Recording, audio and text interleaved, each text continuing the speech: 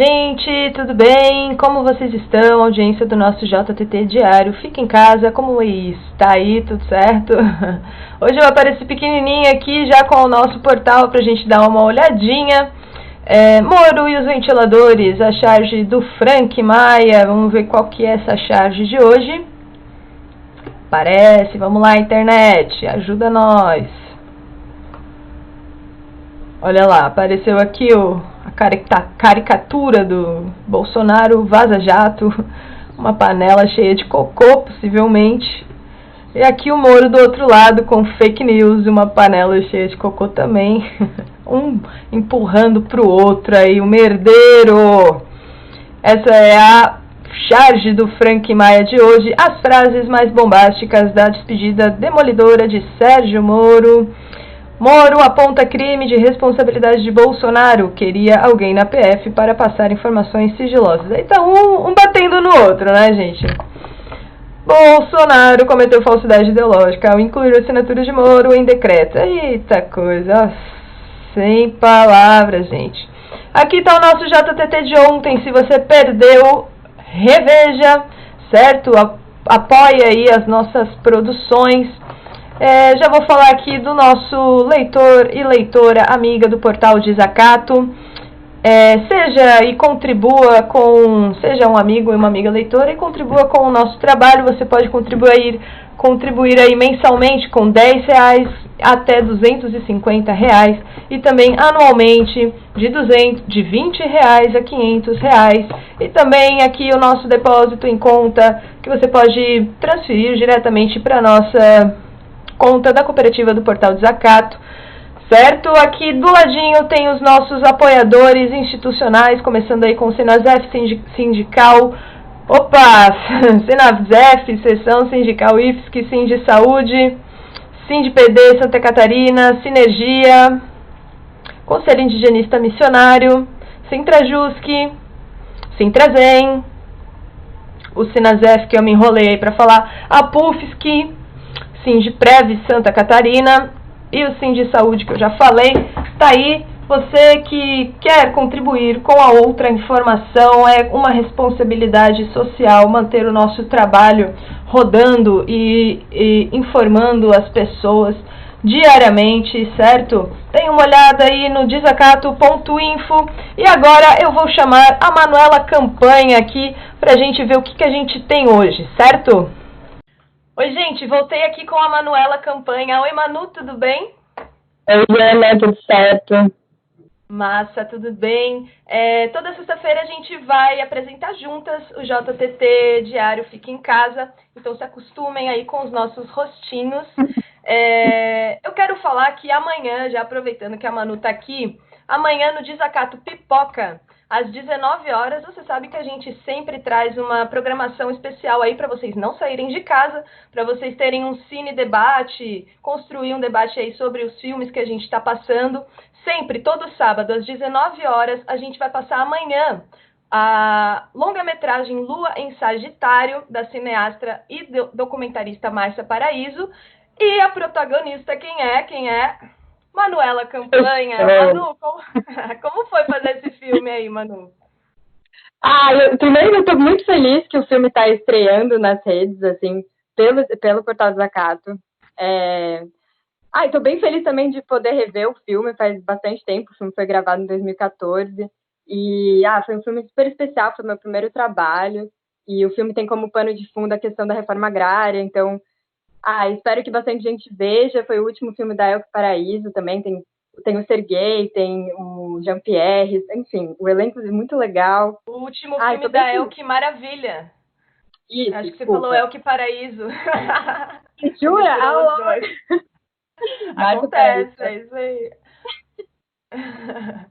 Tá, a gente não pode esquecer de falar para a audiência, comentar, compartilhar, dar os seus likes, seus coraçõezinhos aí nessa publicação do JTT, compartilhe com todos os seus grupos de WhatsApp e a gente também tem as nossas redes sociais que a Manu vai falar aí para vocês. A gente tem o nosso portal, que é o portaldesacato.info, tem o Instagram, que é @portal.desacato, o Facebook também, que é o Portal Desacato, portal.desacato também, desculpa, O YouTube é Portal Desacato e o Twitter, @DesacatoBrasil.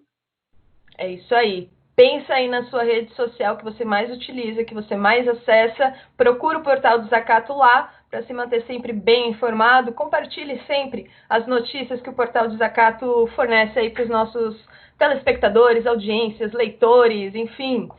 Gente, fora o filme que vai ser passado amanhã, às 19 horas, vocês não podem perder, eu tenho que falar aqui de um detalhe de que em 2019 o Desacato teve 2.383.864 acessos no nosso portal e mais de 1,5 milhão de acessos nas nossas produções audiovisuais.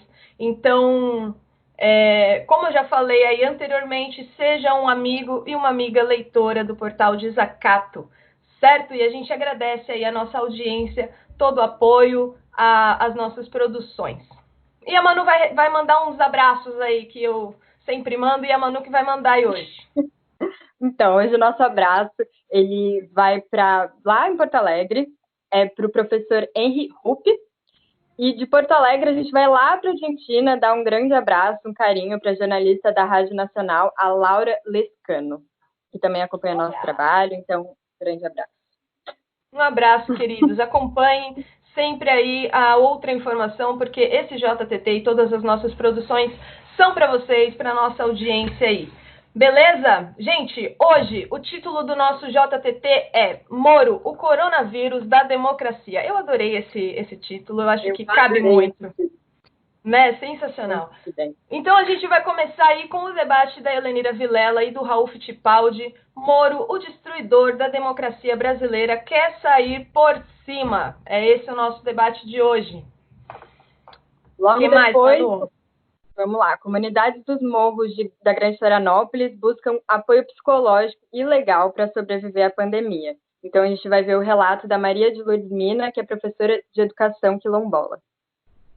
A gente também vai ter França, nicotina, cloroquina e coronavírus. É a entrevista com a jornalista Esther Stelkelberg. Desculpa, Esther, se eu falei seu nome errado. Mas Esther Stelkelberg. É essa a entrevista que a gente vai ver daqui a pouquinho. Democracia, liberdade e sociedade de consumo. Então a gente vai ter uma entrevista com o professor de História, o Edinaldo Enoch. Também no não Brasil... sei se é assim a pronúncia, desculpa. Desculpa, né, professora. A gente faz o que a gente pode. No Brasil se está politizando o vírus. É a entrevista com o deputado estadual de Santa Catarina, o Paulo Excel. Como lidar com a obrigação da produtividade em isolamento e cuidar da saúde mental. A gente vai conversar com a psicóloga Bruna Pereira. Isso é um tema super relevante. Bem importante muito, mesmo. De fato. Brasil, um poema de Paulo Fortes, na interpretação de Cláudia Weiman, no quadro Letras e Sentidos. Esse é o nosso JTT de hoje, que você vai conferir daqui a pouquinho. Gente, não esquece de compartilhar com todos os seus amigos e amigas aí do Facebook. Coloca aí o vídeo nos grupos de WhatsApp. Compartilhe com todos os seus amigos também pelo WhatsApp. Certo? Vamos aí espalhar a outra informação. E comente, isso mesmo. Comenta aqui no grupo, se você ficou com alguma dúvida, se você, enfim, comente. Eu também. Bora conversar. É isso aí. Bora conversar. Eu também esqueci de falar, Manu, que o pessoal pode mandar aqui, ó, as suas pautas, as suas denúncias para o número do nosso WhatsApp, que é o 048 98807 7742, e também para o nosso e-mail, que é o portal.desacato@gmail.com. É isso. Gente, mandem aí suas notícias, suas denúncias, suas pautas, falem com o Portal Desacato, que a gente adora ouvir a nossa audiência. E acho que é isso, Manu. Fechou. Acho que é isso. Então, lembrando que amanhã, às 19 horas, tem o Lua em Sagitário. E também vamos construir esse espaço, assim, porque eu acho que semana passada foi o primeiro documentário que foi exibido, que foi o Terra Cabocla.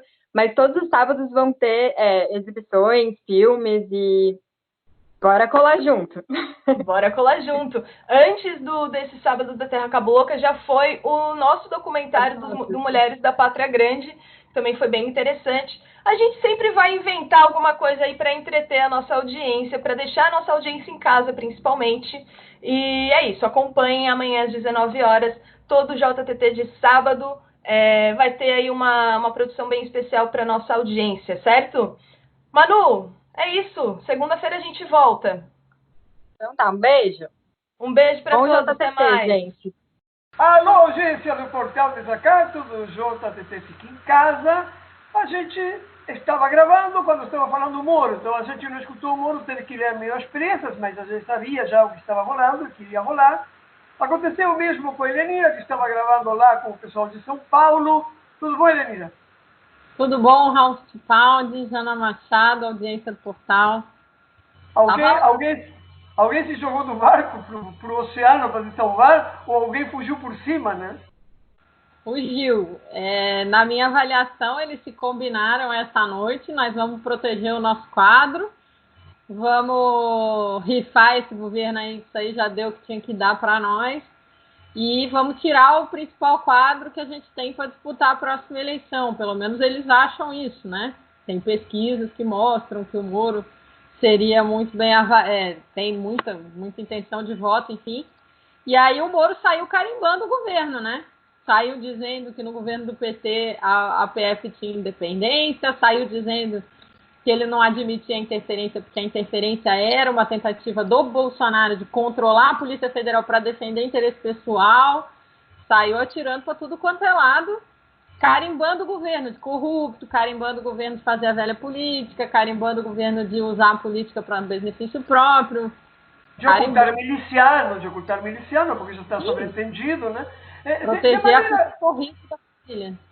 Pois então, de maneira tal de que o arauto da moral, né? O arauto da moral que destruiu a empresa brasileira, que amparou de todas as formas possíveis a fraude eleitoral de 2018, que se serviu de um golpe de Estado, que criou uma república paralela em Curitiba, que atuou o tempo todo a serviço das transnacionais norte-americanas, porque para isso foi preparado, pula do barco, não fez nada, porque a função dele na justiça não era, no Ministério da Justiça não era fazer nada, senão, digamos que uma espécie de curso de trainees dentro do governo, conhecer a máquina que ele desejaria governar a partir de 2022, ou talvez antes, porque já começam duas coisas a surgir na imprensa, na grande imprensa de São Paulo, Rio de Janeiro, Brasília, né, nos centros do poder midiático, começa a surgir a ideia de que, bom, pode ter um impeachment agora sim ao Bolsonaro, né? Em definitivo, o grande para-raios de tudo isto pode cair e Moro sair com suas asinhas maravilhosas, voando por cima de tudo, junto com a Globo, porque também quem criou esse mito, e esse mito, se é um mito terrível, o mais preocupante para qualquer democracia, Sérgio Moro, que, aliás, tem suas cópias, seu xerox, no Equador, na Argentina, já esteve em Honduras, ou seja, ele é um produto de um roteiro norte-americano, ele sai junto com a Globo, que a Globo sai feliz depois de tudo isso, porque ele vem batendo, não por acaso, cada dia mais no Bolsonaro, em tudo o que ele ajudou a construir. O que ele poupou todo este tempo? Justamente a pessoa que estava de baixo perfil e que agora fugiu alegremente do governo, Helenira. Eles estão tentando se separar do monstro que eles ajudaram a alimentar, a fazer crescer, a cuidar, a aumentar, inclusive, a agressividade e tudo que ele significa. E a gente percebe que o governo Bolsonaro vai fazendo água, né? Não é uma saída qualquer. Era uma dos pilares de sustentação do governo Bolsonaro. Superministro, né? Os dois superministros quem eram? O Moro e o Guedes. O Guedes já está se afastando do governo também, o pacote lá do Braga Neto, chamado de PAC, né? Retomando os nomes, inclusive, do PT. O PAC foi apresentado à revelia do Paulo Guedes, mas eu penso que o Moro, ele sai...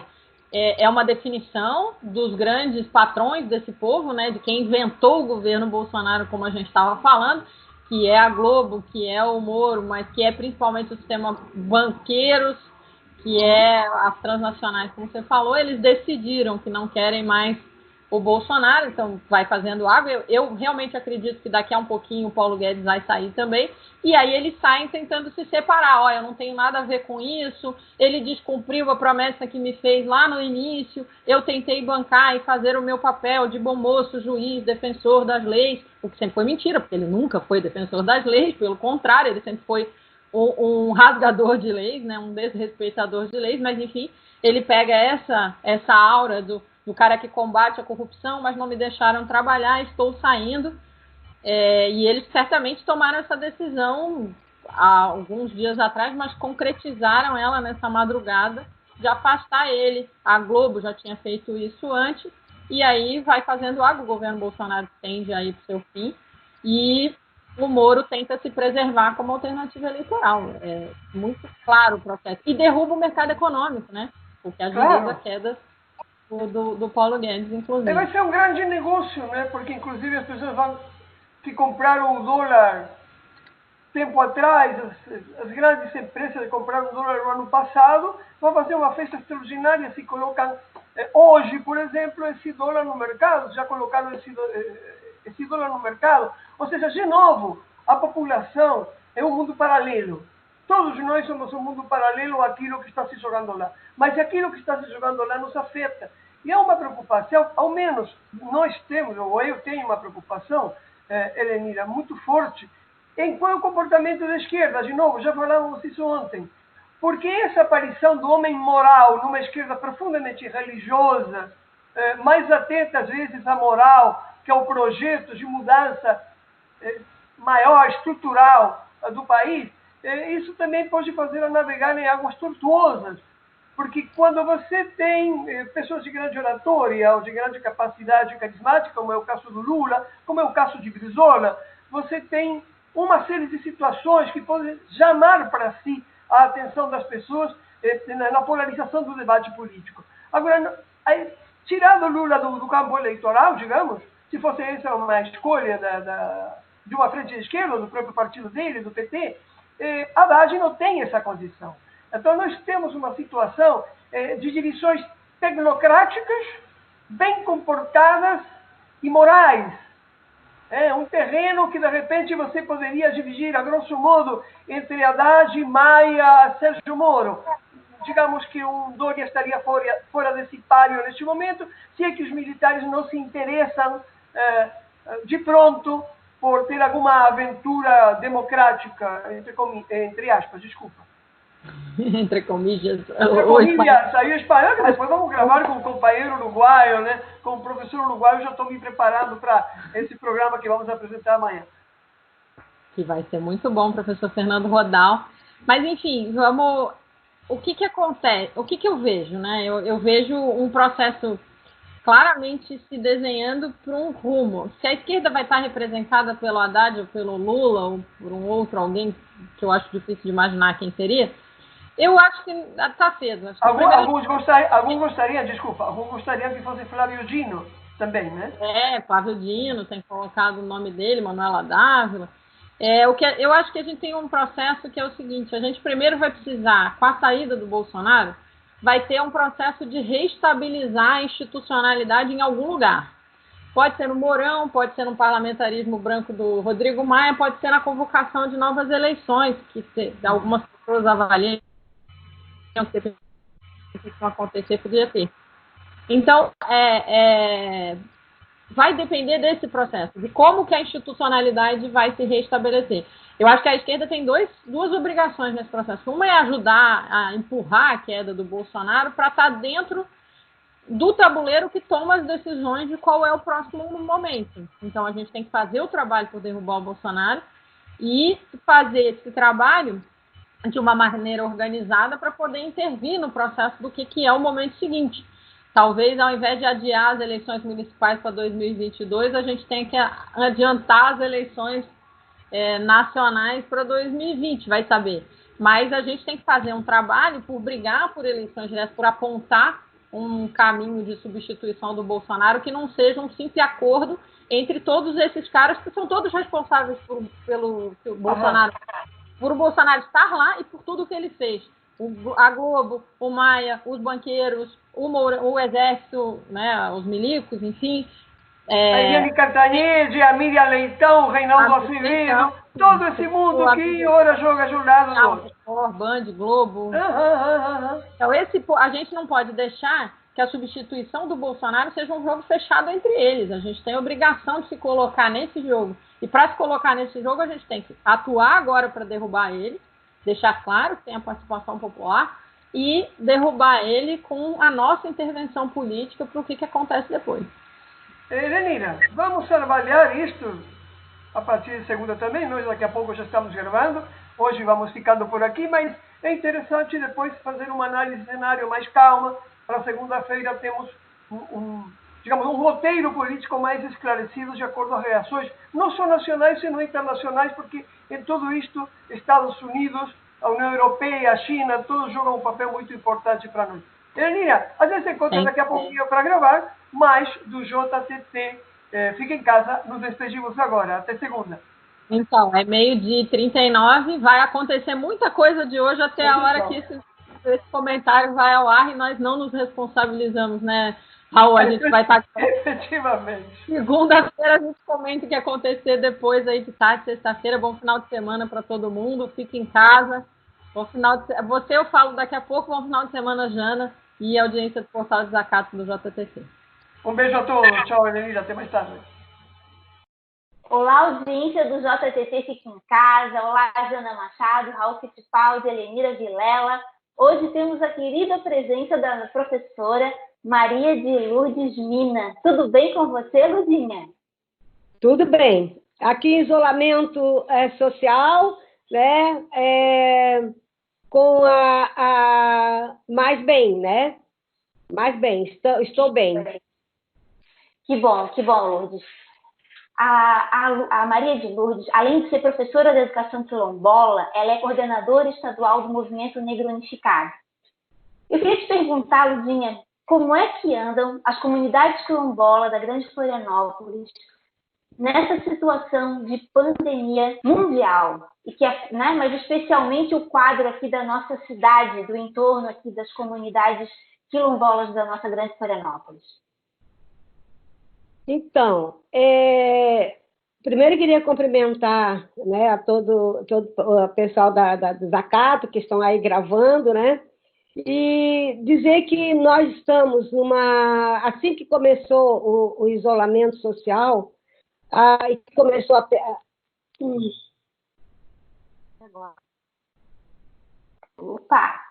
Opa, continuou gravando, né?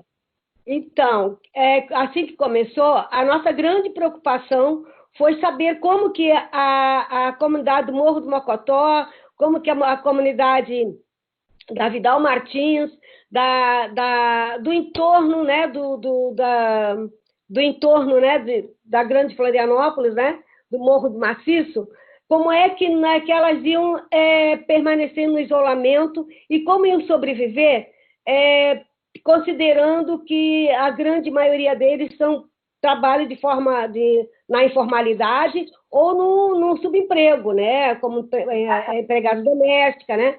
Então, a nossa grande preocupação foi essa. E aí, como a gente trabalha na base, conhecemos todas as famílias, temos ali no Morro do Mocotó, Morro da Queimada e adjacentes, nós temos um número bastante grande de mulheres que fazem parte, que são estudantes da educação quilombola.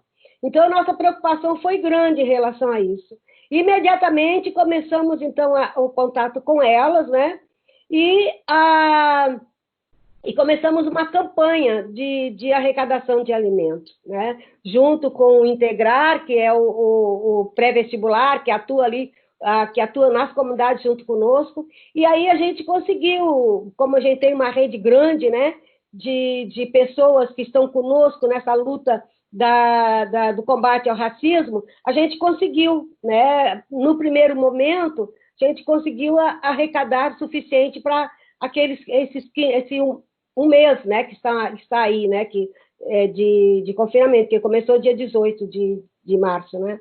Bem, depois disso, começamos, então, a criar espaços para a luta. Primeiro, criamos um grupo que está nos assessorando na questão psicológica, que nós temos muitos problemas, né, de estudantes, de pessoas, de jovens e de mulheres com problemas em relação a isso. O que vai ser, né? Isso é brutal para as comunidades, né? Ficar em isolamento, né? Depois, a questão social, né, que que é uma consequência desses 500 anos de exclusão, né, de exclusão racial no Brasil, nessa desigualdade. Como que a gente, para quem trabalha de manhã para poder almoçar à tarde, para poder almoçar e trabalha à tarde para jantar, como que a gente vai estabelecer que essas pessoas têm que ficar em casa, né, tem que lavar as mãos todo momento, tem que garantir uma alimentação saudável para estar resistente à epidemia, ao vírus, ao coronavírus. Como fazer isso, né? Então, a gente sabe que isso está atingindo brutalmente a população negra da Grande Florianópolis. A outra comunidade que nós tivemos com muita preocupação, tivemos uma ação imediata e muito grande, foi a comunidade da Toca Santa Cruz e Paulo Lopes, né? Que também é uma comunidade extremamente com várias dificuldades, né? Então, nós organizamos esse grupo, que são estagiários, que inclusive estão na educação quilombola conosco, e são da Universidade Federal de Santa Catarina, da UFSC, né? Estão nos ajudando nisso. A outra ação que nós estamos tendo é um esforço muito grande de estabelecer, de construir um grupo de advogados que possam orientar a essa população na questão do desemprego, né? Quando perde o emprego, com toda essa loucura, baixa decreto aqui, baixa legislação ali, e a portaria daqui, essa coisa é muito, muito doida e assim, e tira dos da população negra, né? O mínimo de estabilidade que tinham, porque tinha alguém que, né? E falta, então, essa falta de perspectiva de não saber acarretou uma necessidade muito grande deles estarem conosco, né? De perguntar, né? Eu fico o dia inteiro respondendo, procurando informações que eles me pedem, né? E me mandam mensagem, o que fazer nessa situação, e assim, isso tudo é consequência, não agora, de imediato, da pandemia, né? É consequência dessa exclusão, né? Nós somos... né? Histórica. Nós somos no Brasil, né? Nós somos 75% da população negra está em situação de vulnerabilidade. Então, isso são as consequências agora, né? Esse processo histórico de exclusão dessa consequência, né? Nossa grande preocupação é saber, né, como que vai ser daqui para diante, e também pós-pandemia, como que vai ser, né, para a população negra que já tem esse processo de exclusão tão grande. Luzinha, eu tenho certeza que nas comunidades quilombolas, a grande maioria das pessoas tem direito ao auxílio emergencial. Essas pessoas estão conseguindo acessar esse benefício? Como é que está a situação em relação a isso? Então, alguns sim, outros não, porque tem comunidade quilombola, e aí estou falando do Estado, que parte dela não tem nem energia. Então, se não tem energia, não acessa a celular, não acessa a internet, a Caixa Econômica, né, só tem uma agência lá, uma agência pequena, o CRAS, por sua vez, não consegue dar conta. Então, a gente também está nessa batalha, assim, né? Esses estagiários também, né, que são fantásticos, são 2 meninos fantásticos que fazem estágio lá na educação quilombola conosco, que estão dando esse suporte. Então, eu coloco eles em contato com a Larissa ou com o João, né? E aí eles fazem esse cadastramento, né? mas com muita dificuldade, sabe? Porque como eles estão fazendo, o que aparece lá na caixa, né? É muito cadastros a partir de um único aparelho, né? Ou de um celular. Então agora truncou tudo, né? Então as dificuldades são grandes. Sem dúvida. Lúcia, eu quero colocar o JTT Fica em Casa à disposição de todas as comunidades quilombolas para estar divulgando a realidade dessas comunidades, para a gente estar podendo, dentro dessa grande rede solidária virtual que a gente está criando nesse momento de pandemia, né? Também poder estar agregando no que for possível, porque realmente temos uns aos outros. E nesse momento, mais um grande abraço e obrigada pelas informações aí. Estamos juntos. Tá? Estamos juntos. Eu gostaria também de falar um pouco do grande enfrentamento que nós estamos fazendo em relação à educação, né? Porque estabelecer na realidade, um pseudo, né, educação à distância, né, que não é. Mas eu gostaria, no outro momento, se possível, a gente pudesse falar sobre isso, tá bom? Falaremos especificamente sobre isso, tá bom? Combinado? Tá bom. Tá combinado. Um abraço a todos vocês, tá? E ficamos em casa. Boa tarde, amigas e amigos do Portal Desacato. Hoje estamos com Esther Steckelberg, que mora em Yerville, Normandia, no norte da França, e ela é jornalista, locutora e correspondente da Universidade de Rosário, uma cidade muito conhecida por todas e todos. Hola, Tali. Dios, espera, a ver. No, esto yo lo corto ahora. Entonces,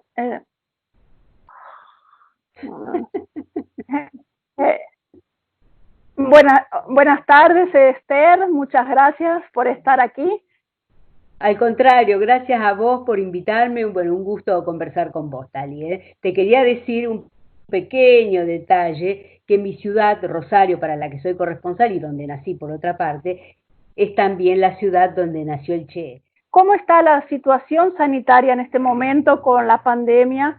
Porque aunque no se habla demasiado de Francia, es un país que ha sido bastante alcanzado por la COVID-19. Porque fíjate vos que se ha pasado el zócalo de los 20.000 casos, cosa que hace 2 días el secretario de Salud del gobierno de Emmanuel Macron dijo, este es un virus letal, pasamos los 20.000 casos y es muchísimo más de lo que de las 15.000 muertes en 2003 por la canícula.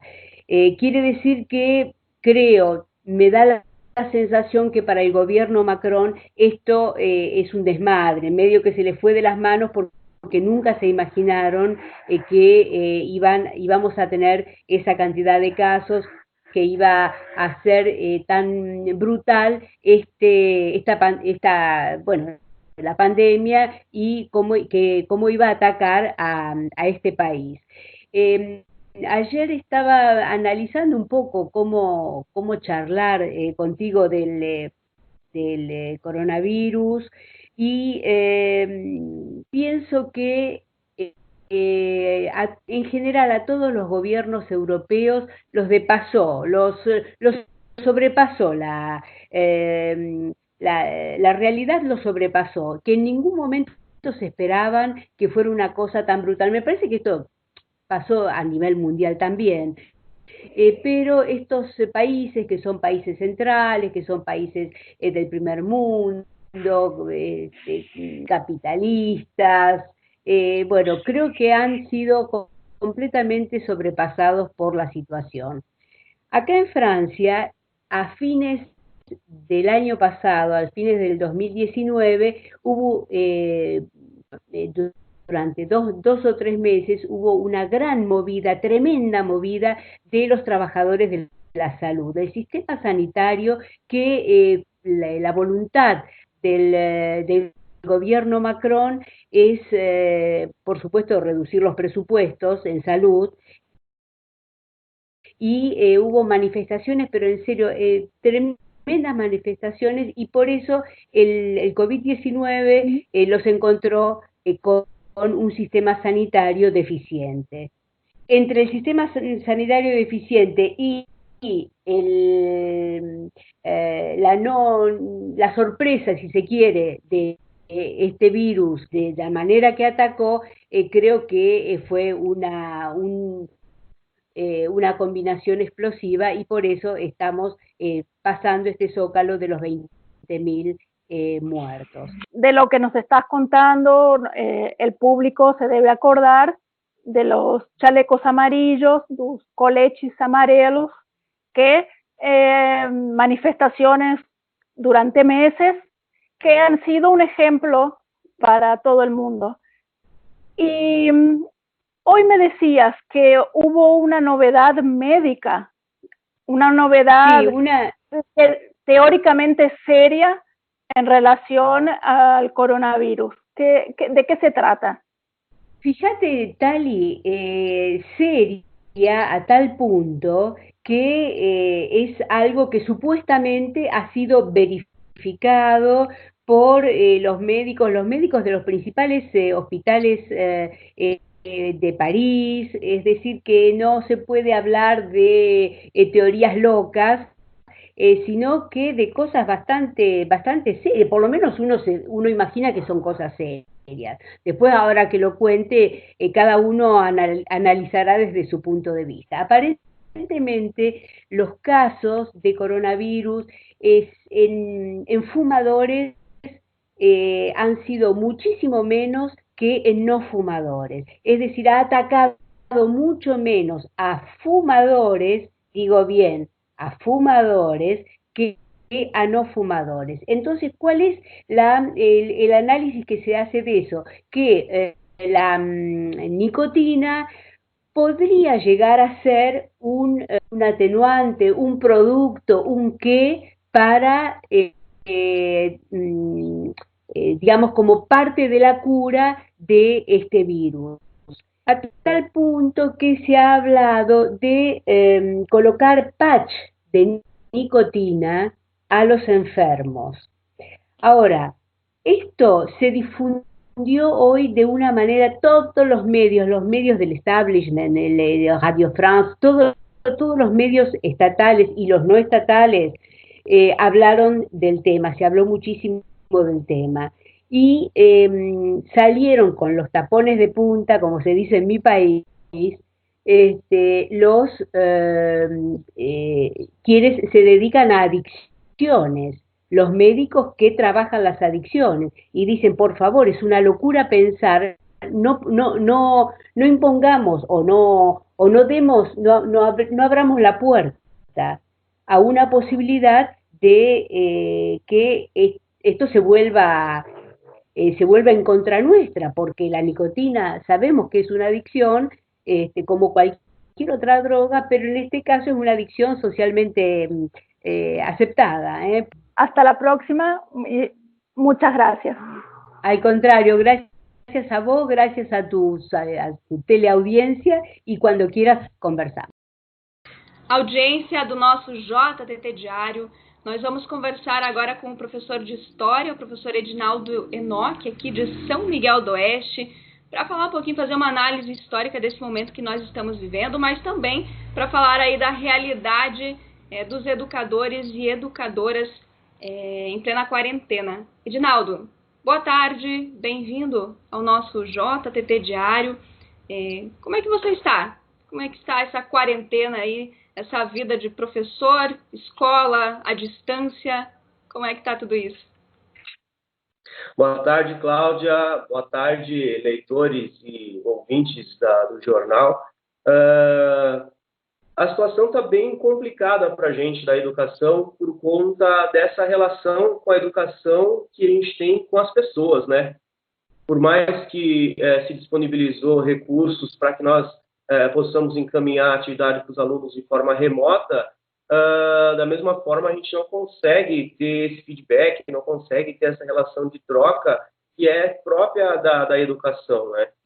Se fala muito de educação à distância, mas como se trata de ensino médio e de ensino fundamental ainda, por conta da própria imaturidade que os alunos têm em relação à tecnologia, eles sabem jogar, sabem acessar as redes sociais com muita presteza, né?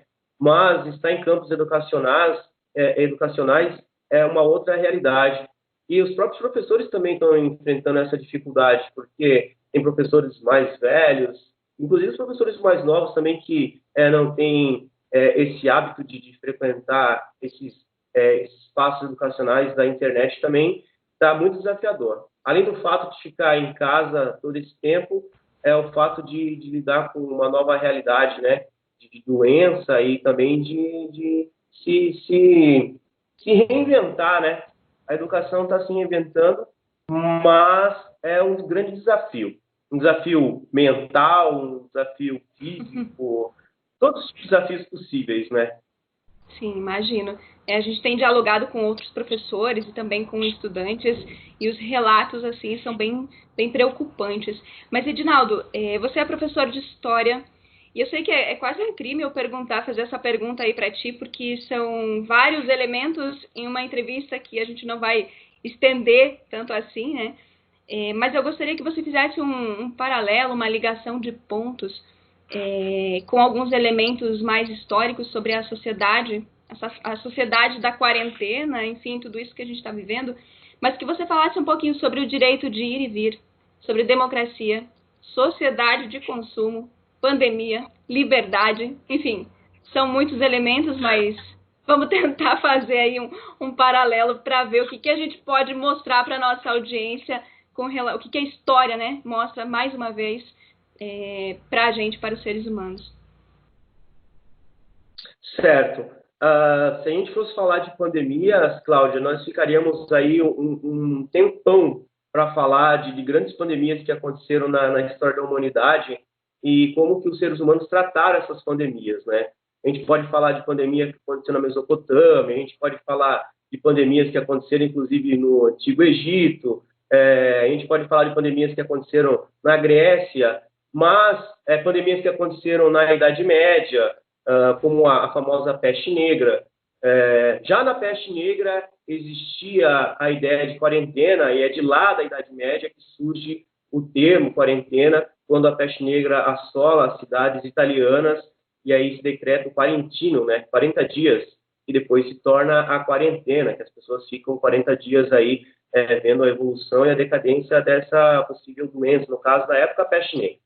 Já na peste negra, as doenças eram utilizadas de forma política e de forma religiosa. Por exemplo, pegava-se corpos de pessoas com peste negra, colocava em catapultas e jogava em cidades inimigas para contaminar as pessoas que tinham lá.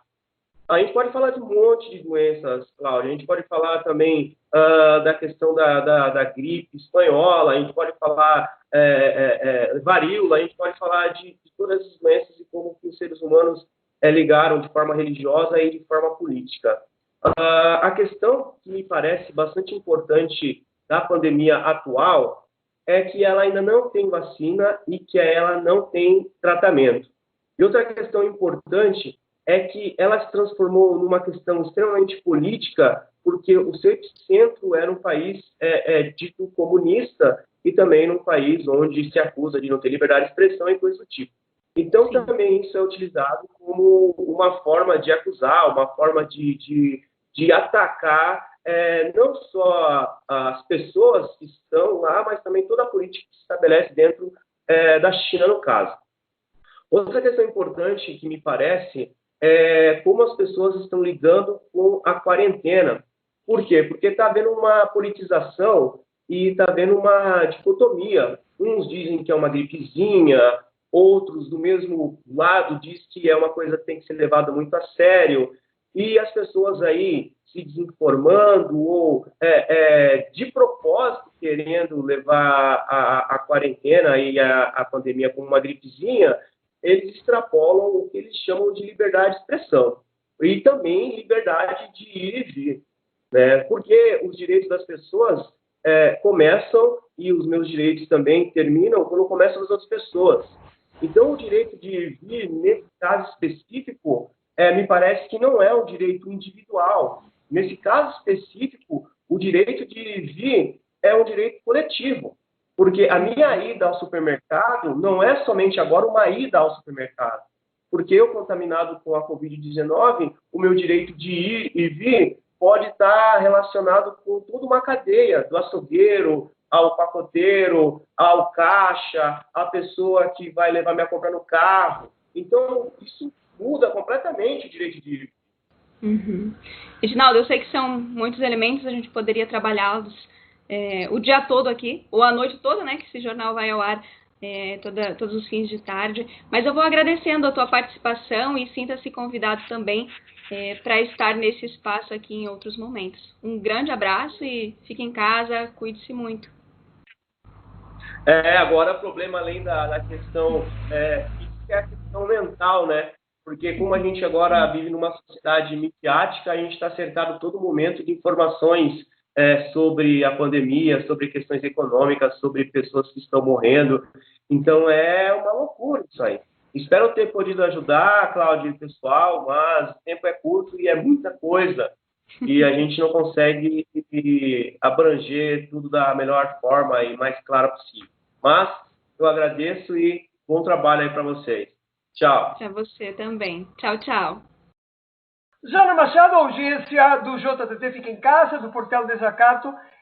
Estamos conversando com o deputado estadual Paulo Exel, de Brusque, na verdade do estado de Santa Catarina, mas residente em Brusque, ex-prefeito de Brusque também, sobre como tem funcionado a Assembleia Legislativa neste último tempo, particularmente, sobretudo no tempo da pandemia. Temos ficado surpresos, nós e a audiência, das deliberações que só tiveram como voto contrário justamente o deputado Paulo Exel, num caso se absteve na abertura ou não das igrejas, e no outro caso foi enfaticamente negativo na abertura das academias.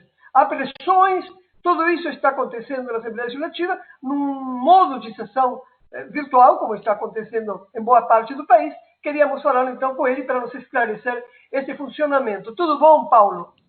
Obrigado por essa oportunidade, estou muito feliz de estar conversando aí com o Desacato. De fato, eu estou participando de um mandato de rodízio da nossa bancada na Assembleia Legislativa, numa vaga do deputado Padre Pedro, e de fato eu quero nesse momento viver intensamente esse mandato, né? E logicamente que além de compromissos que eu assumi lá na campanha, a gente está nesse momento, nesse fogo cruzado, que é a pandemia. A Assembleia Legislativa, ela está nesse momento priorizando os temas, os debates relativos à pandemia. Todas as outras pautas ficam em segundo plano. Porém, dentro dessa pauta estão essas divergências. Por que essa pressa de liberar tudo? Por que se posicionar em definitivo? Na verdade, não é de contra com o governador. O governador parece ter sido seduzido de alguma forma pela própria pressão da Assembleia Legislativa. Houve deputados, nós reproduzimos aqui deputados até de forma insultante em gravações de áudio contra o governador, pressionando ele, e o resultado final é que ele abre, desregula praticamente tudo, cada um por si. E qual foi o papel da Assembleia Legislativa nisso? Na realidade, essa pressão econômica, ela está sendo não apenas da Assembleia, que exerceu uma pressão política, mas existe uma pressão econômica de todo o Estado sobre as deliberações do governador, as associações empresariais, sindicatos patronais, grandes empresas.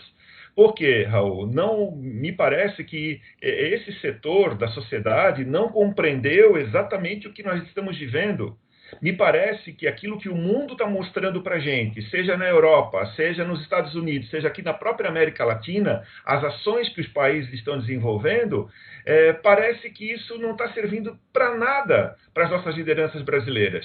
Aqui está se politizando esse vírus, como se manter fechado fosse, como se manter em isolamento fosse uma queda de braço do governo federal. Outra situação que eu estou percebendo também, que eu tenho denunciado, é que na realidade, o setor público, os homens públicos, nesse momento, estão prestando um grande desserviço à nação. Porque o governo federal, de um lado, aponta numa direção, outra parte do governo apontava para outra direção, governos estaduais seguindo as orientações da OMS, outros dando de ombros, os governos municipais, alguns alinhados com a OMS, outros dando de ombros. Então, imagina, Raul, como fica o cidadão, né, que está lá em casa, que está lá acompanhando pelas redes sociais e pela televisão, essa confusão toda, né? E esse cidadão, Raul, ele abre a porta da geladeira, ele vê cada vez menos mantimento na geladeira e lá na despensa dele. Então, isso gera uma preocupação ainda maior, né? E é nesse ambiente que houve aquelas duas votações na semana passada, que acho que sim, que precipitaram uma tomada de decisão por parte do governador. Eu confesso que eu não imaginava que eu ficaria solitário naquelas votações, porque não dá para a gente tratar de forma diferente a economia e a vida. Uma coisa está interligada à outra, né? Agora, a primeira sempre é a vida, né, deputado? A primeira sempre é a vida. Justamente, é o bem maior, né? Então, assim, não dá para simplesmente relegar a vida aos aspectos econômicos. Os governos, a sociedade, nós precisamos entender de uma vez por todas que o que nós estamos vivendo é algo novo no mundo, a nossa vida mudou, o mundo será diferente a partir desse momento. E o que muita gente, inclusive lideranças, estão refletindo, eles estão buscando no passado alternativas para a solução dos problemas agora. O meu problema individual, vamos imaginar, eu sendo um trabalhador, tendo dificuldades de me manter, de alimentar a minha família, não pode ser visto por mim nesse momento como um problema meu. É um problema coletivo. Precisamos um Estado consciente e não um Estado omisso. Eu queria te pedir desculpas, Paulo Exel, e também a audiência, mas todo mundo sabe que os jornalistas estamos trabalhando em quarentena em nossos lares, a criança jogando na minha rua e meus cachorros também estão respondendo a isso. Paulo Exel, eu te agradeço. Daqui a pouco a minha cachorra vai começar a responder também. Eu tenho 4 aqui. Eu quero te agradecer, Paulo Exel, e vamos te incomodar mais uma vez, não só a partir do mandato que está se exercendo nesse rodízio, substituindo o padre Pedro Baldiceira, mas também depois com relação aos eventos específicos que tenham tido, de alguma forma, alguma reverberância de toda esta pandemia na cidade de Brusque, ok? Estou à disposição. Obrigado pela oportunidade e sigamos juntos e lutando, Raul. Obrigado. Muito obrigado a ti. Um abraço. Valeu. Tchau, tchau. Olá, audiência do JTT Diário, Fique em Casa e do portal Desacato.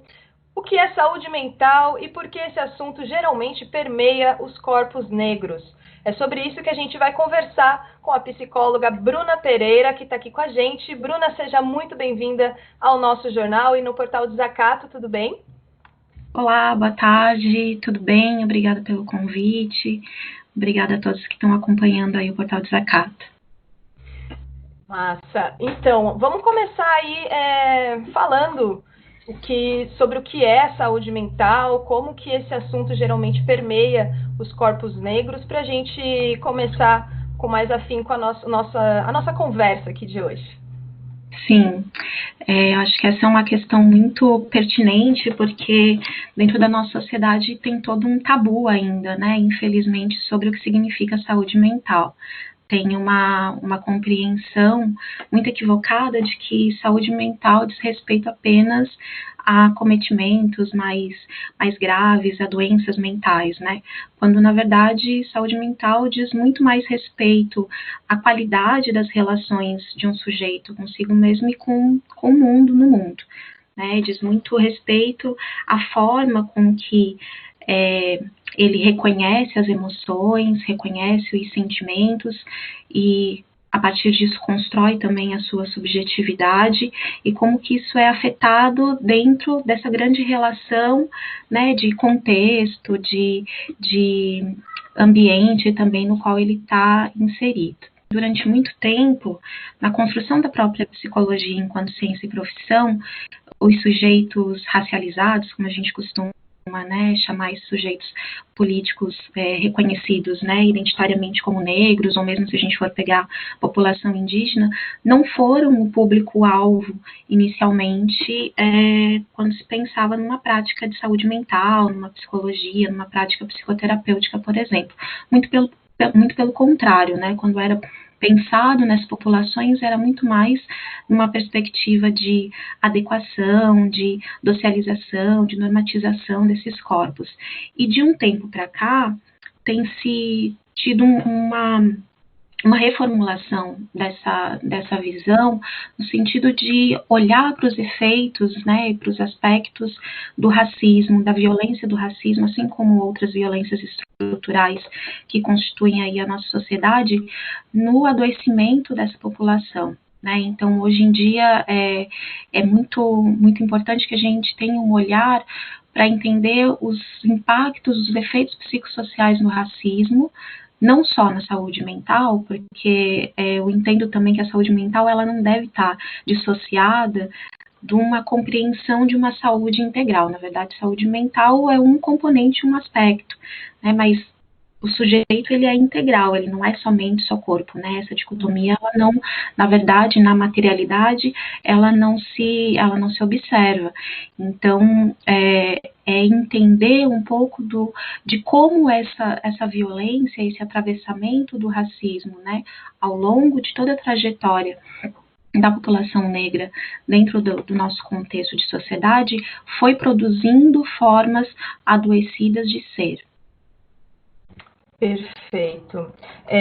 Ali em off, antes da gente começar a gravação, você me falou que está existindo aí uma ansiedade, né, de ser produtivo, de estar isolado e ainda assim ter essa obrigação, talvez mental, não sei, de produzir ainda mais economicamente.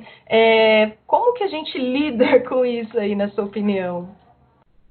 Então, eu acho que essa questão da produtividade está muito relacionada também a essa sociedade de consumo, a essa sociedade pautada, né, dentro de uma lógica muito, muito produtivista, que é muito própria do capitalismo, assim. Então, a gente vive numa sociedade em que o trabalho ele tem um lugar muito central, né, dentro da vida dos sujeitos. As pessoas se pautam muito, né, e se reconhecem muito, tem uma noção de identidade a partir do trabalho.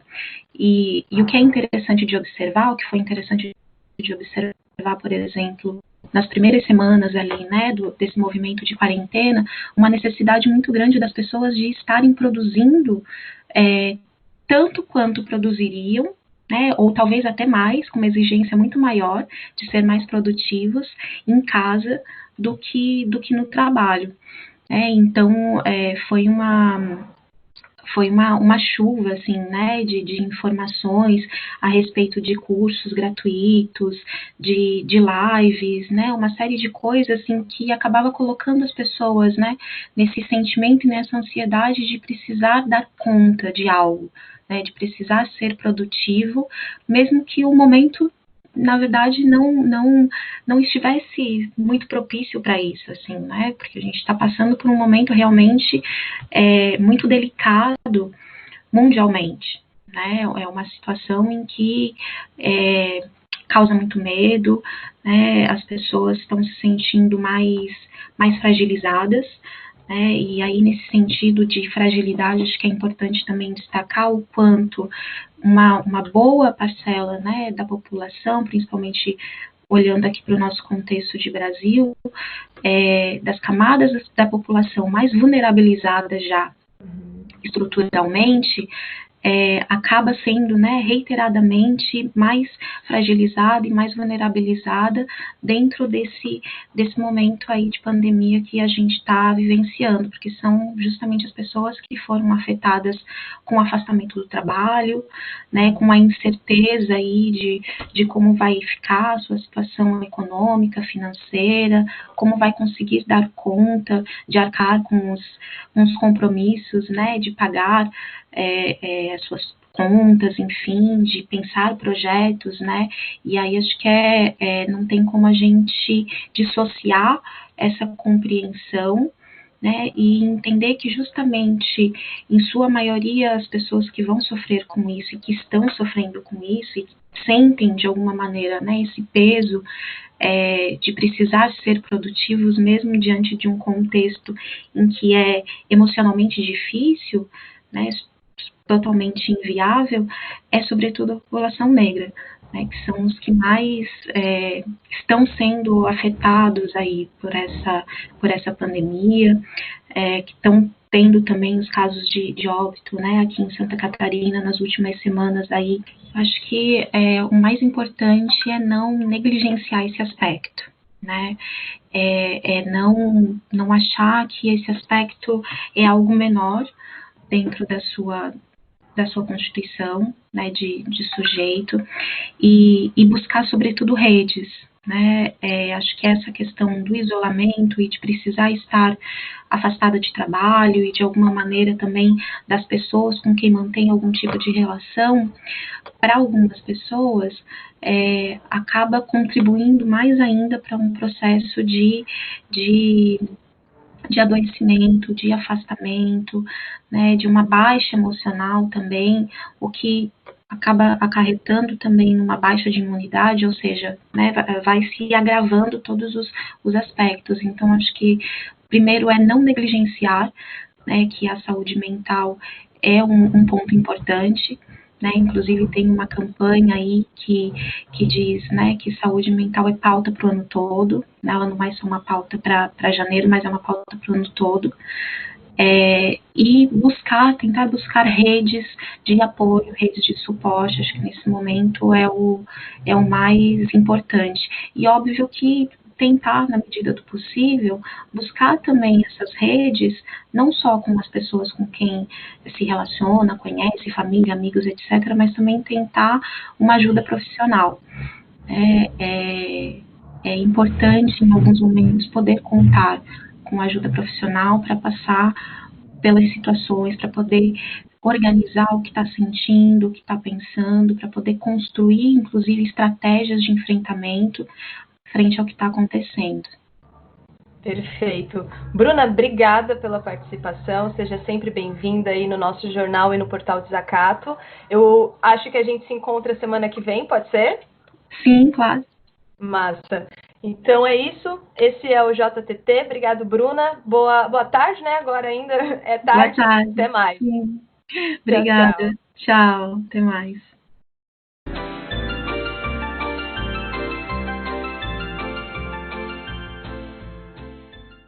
Brasil. Uma índia te pariu, estuprada pelo branco doentio. Brasil, ó pátria amada, idolatrada, de história marcada, ensanguentada. Brasil, um povo heróico e unido, seus negros desnutridos. Brasil, de paisagens tão belas, Cristo, Copacabana, sangue nas favelas. Brasil, de amor e carinho, abraços e sorrisos, mas só se não for do neguinho. Brasil, de história repetida, com as mesmas gentes perdendo a vida. Brasil de tortura e torturadores que sentem prazer com as nossas dores. Brasil de preconceito estampado contra índio, negro, mulher, gay e favelado. Brasil de uma falsa abolição de escravos, escravas, senhores e senhoras, empregados, empregadas e patrões. Brasil, sua história é manchada. Tu és fruto daquela Índia estuprada. Esses são os escritos do Paulo Fortes, o Paulinho, militante da Pastoral da Juventude do Meio Popular, a PJMP, morador da comunidade Vila Nova 1, aqui em São Miguel do Oeste. E a gente agradece com todo carinho esses escritos que brotam da favela para nos fazer refletir. E para você que nos acompanhou do DT Diário, o nosso muito obrigado e fique com a gente. Nesse sábado tem mais entrevista especial do JTT. Domingo temos a retrospectiva. E é claro, fique com a gente no nosso canal no YouTube, Portal Desacato, Twitter, Instagram Desacato Brasil. A gente está sempre por aqui. Um beijo grande e até o próximo vídeo.